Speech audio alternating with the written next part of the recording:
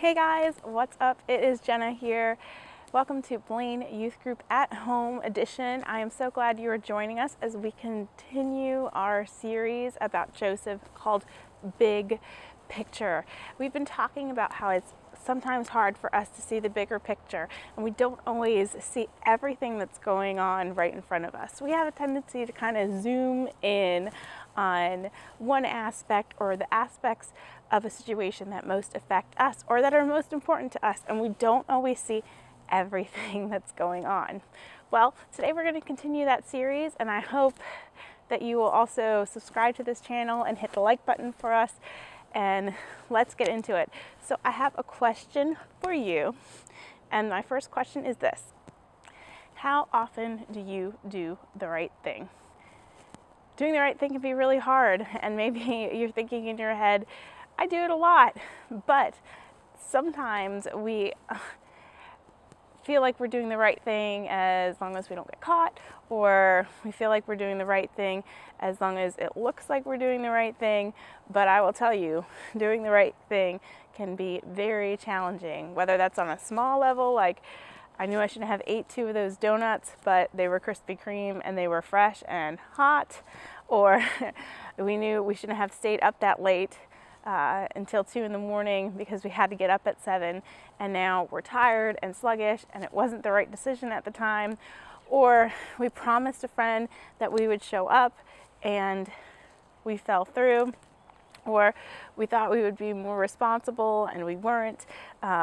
Maybe you were like me. When I was in middle school, I was super tempted by my friends to support and encourage them and to be somebody that they could listen to. And when they'd complain about a friend, sometimes I'd be super tempted and give in and say negative things about that friend, which spiraled into gossip, right? And you don't want to do that. And you should know that's a trap, right? I remember in middle school, people just trying to do mean, hurtful things and make people say hurtful things so that they could be the more important person. It's a trap. And ultimately, sometimes we pay the price, right? But oftentimes, we don't do the right thing because it seems easy or better. Maybe you forgot to do your homework, and next period you have to turn something in, and your friend is in class with you in the former period and you're copying it all down because you need to get your homework done, and you didn't have bad intentions and it just slipped your mind, and this was an easy way out. Sometimes it's hard for us to do the right thing. Sometimes it's hard for us to have that kind of integrity. You see, sometimes it's hard for us to do the right thing because doing the right thing seems to cost us something. Perhaps you want to have a boyfriend or a girlfriend and somebody asks you out, but you're not supposed to be dating yet. Maybe that the right thing is to do your homework and not cheat, but you do it anyway. You know that you're supposed to be nice to your siblings, especially when we're all home or they're having a hard time, but you just don't want to even deal with them. And so you take a lot of your frustration out on them. Sometimes it is hard for us to do the right thing. Sometimes doing the right thing can feel really easy, like you're supposed to brush your teeth at night, and if you don't do it, you feel gross. Sometimes it can be really complicated and hard to do. So what can we do today to prepare now so that we can do the right thing later? How can we live our lives in a way that makes it easier for us to do the right thing? Let's take a look at a guy named Joseph in the Bible, who's in the Old Testament, who has an incredible story. We have the privilege of being able to get a front row seat to his story, where we see the whole picture. But when Joseph was living it, he did not. And we can see this picture thanks to a guy named Moses, who wrote down the story of Joseph for us. And his story is so incredible that we even look at it today. You see, Joseph had a hard life. We looked at how he was in conflict with his brothers, how his brothers were going to kill him, but sold him into slavery. And today, we're going to hear another story about Joseph. So we're picking up on Joseph's story, right after he was sold as a slave to a group of traders. Joseph was eventually bought by a pretty powerful Egyptian man named Potiphar. And this guy was a big shot in the government and then the captain of the Pharaoh's guard. After some time working for Potiphar, Joseph was put in charge of Potiphar's entire house and everything he owned. So even though Joseph was in a pretty bad situation, he was highly valued and highly trusted and put in a pretty good place. Well, now that Joseph's finally in somewhat of a good place, the story begins to take a turn. You see, Joseph was favored by Potiphar and put him in charge of everything. Let's look at Genesis. Now, Joseph was well built and handsome, and after a while, his master's wife took notice of Joseph and said, "Come to bed with me." Whoa, can we talk about how bad of a situation that is? This is his master's wife coming to him and basically saying, "Can I have an affair with you?" Like, that is a horrible position to be in. Now,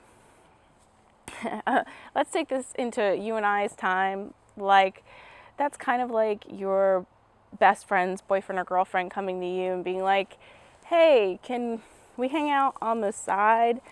What a horrible position to be in. One, that person's dishonest, disloyal, lacks integrity, and is asking you to partake in the same journey. And even if that boyfriend or girlfriend of your best friend is kind of cute, it's not a good idea. You wouldn't do that to your best friend, right? So here's Joseph in a horrible situation. And let's see what he does. But he refused. "With me in charge," he told her, "my master does not concern himself with anything in the house.